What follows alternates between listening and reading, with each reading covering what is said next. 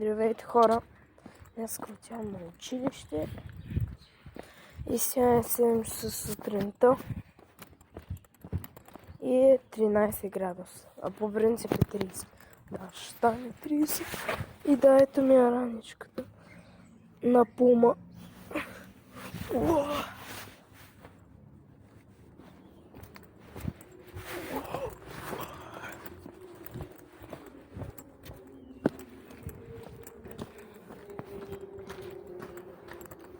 И сега просто вървим. Докато... О, какъв е това прах, бе?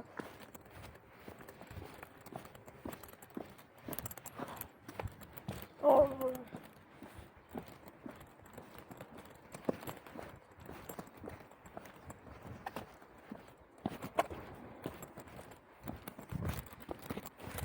хора, спи ми са. Много здраво ми се спи.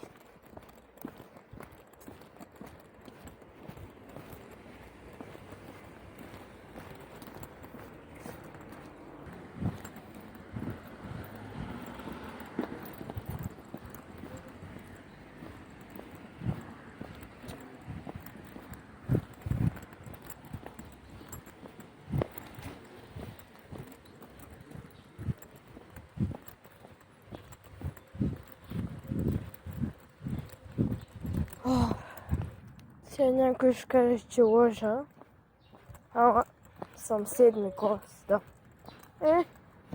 Може и да повярвате. Тея хейтерите. То аз нямам никакви още абонати, дори нямам и хейтери. Имам 3 абоната, ама с 3 абоната няма как да имаш хейтери. С това... такова. Ако може да се абонирате на канала, да сложите лайк и ще ви кажа чао. Защото в училището не се снима. И също така училището не се снима. Това е там законно на училището. Даже казаха, че дори да си покажеш краката и така как вървиш на училището, пак е супер строг закон, направо ще те накажат здраво. Така че, желая ви приятен ден.